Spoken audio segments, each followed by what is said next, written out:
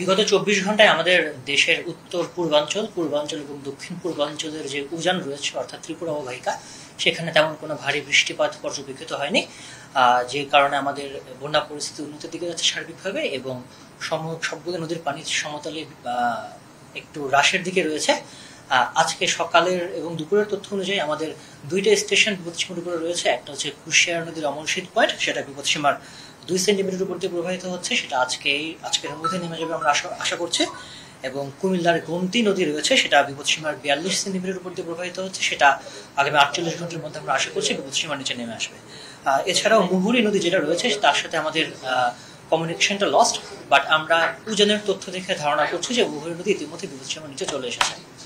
আর আগামী 24 ঘন্টার মধ্যে আমরা আশা করছি ফেনী কুমিল্লা সহ সার্বিক বন্যা পরিস্থিতি যেটা বিরাজমান রয়েছে সেটা উন্নতির দিকে যাবে।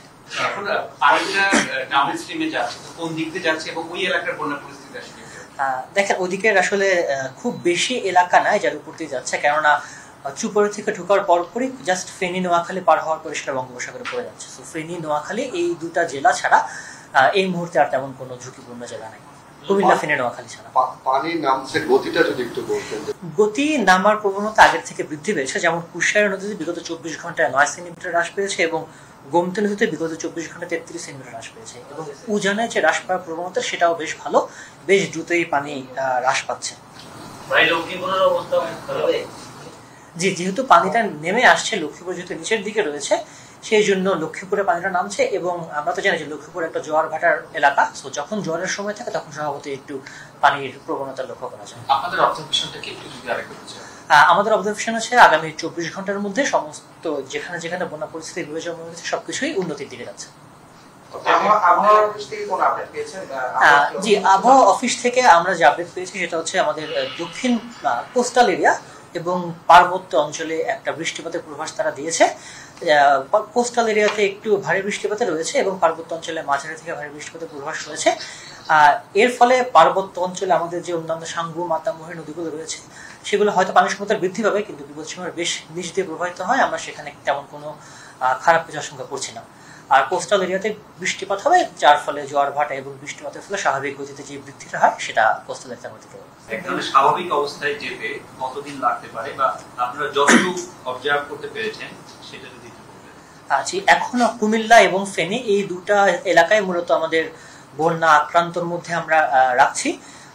24 ঘন্টার মধ্যে উন্নতি হচ্ছে এবং আশা করছি আগামী 48 থেকে 72 ঘন্টার মধ্যে আমরা মোটামুটি বন্যা মুক্ত হওয়ার একটা, যদি আর ভারী বৃষ্টিপাত না হয় অবশ্যই, আমরা 48 থেকে 72 ঘন্টার মধ্যে মোটামুটি বন্যার পানি নেমে যাওয়ার একটা আশা দেখতে পাচ্ছি। গত 24 ঘন্টায় খুলনা এবং বরিশালে বেশ বড় ধরনের বৃষ্টি হচ্ছে। এই এলাকার পানি কি বাড়ার নদীর পানি বাড়ার? আসলে খুলনা এবং বরিশাল এগুলা তো আমরা কোস্টাল এরিয়াতে আমরা যেটাকে বলি যে কোস্টাল ফ্লাডিং যেটাকে বলি, সো ওই জায়গায় পানি সমতলে বৃদ্ধি পায় যখন জোয়ার থাকে তখন সাময়িক সময়ের জন্য বিপদসীমা অতিক্রম করে, কিন্তু জোয়ার নেমে গেলে সে পানিটা আবার নেমে যায়। এই জন্য ওখানে আসলে তেমন কোনো যেটা লোকালাইজ ফ্লাড হয় সেটা আমরা দেখে থাকি, কিন্তু বড় ধরনের কোনো বন্যা আমরা কোস্টাল এলাকায় আশঙ্কা করছি না। তিস্তা অববাহিকার যদি একটু বলতেন যে ওই পাশে বৃষ্টি হচ্ছে, কোনো প্রভাব পড়বে কিনা? না, তিস্তা অববাহিকায় বৃষ্টিপাত তেমন কোনো বৃষ্টিপাত নেই। বৃষ্টিপাত হলেও সেটা আমাদের এই মুহূর্তে তিস্তায় কোনো আশঙ্কা নেই। একই সাথে আমি যদি গঙ্গাপদ্মার কথাও বলি বা ফারাক্কার কথাও বলি, ফারাক্কার উজানে দেশের ইন্ডিয়ান পার্টে বন্যা চলছে, কিন্তু আমাদের দেশে বন্যার কোনো আশঙ্কা এই মুহূর্তে নেই। গঙ্গাপদ্মা নদীর পানি সমতল একদম স্থিতিশীল অবস্থায় রয়েছে, এই জন্য আমরা আশঙ্কা করছি এখানে কোনো বন্যা। ফারাক্কা কিন্তু আসলে একটা, আমরা যেটাকে বলি পানি আটকায় রাখে না, পানি ডাইভার্ট করে, একটু বলি ডাইভার্সন স্ট্রাকচার, অর্থাৎ শুষ্ক মৌসুমে পানি আটকায়, তারা পানিটা ডাইভার্ট করে নিয়ে যায়। বর্ষাকালে ফারাক্কা সাধারণত খোলাই থাকে এবং এই মুহূর্তে উজানের যে অবস্থা ফারাক্কার, আমরা অবশ্যই আমাদের কাছে 100% তথ্য নেই, কিন্তু হাইড্রোলজি বা আমরা বিজ্ঞান মতে যেটা বুঝে থাকি যে ফারাক্কার গেট এই মুহূর্তে সবগুলো খোলাই রয়েছে, অর্থাৎ পানি গেট খুলে দিয়ে বন্যা হয়ে যাওয়ার মতো এমন কোনো সিচুয়েশন ফারাক্কাতে নেই। ফারাক্কার 109টা গেট আছে এবং বর্ষাকালীন মনসুন সময় সেগুলো সবসময় খোলাই থাকে।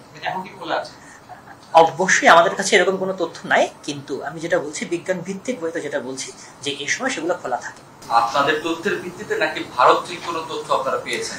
হ্যাঁ, এগুলো আমাদের অবশ্যই আমাদের নিজস্ব পানি সমতল এবং বৃষ্টিপাতে নির্ভর করেছে, সেটা আমরা বাংলাদেশ আবহাওয়া দপ্তর সহ বৈশ্বিক আবহাওয়া দপ্তরের তথ্যগুলো আমরা পর্যালোচনা করি, এবং এছাড়াও ভারত থেকে আমরা 14টি স্টেশনের উজানের 14টি স্টেশনের পানি সমতলের তথ্য অফিসিয়ালি পাই, সেগুলোর উপর বেস করে আমাদের এই ফোরকাস্টিংটা জেনারেট করা হয়।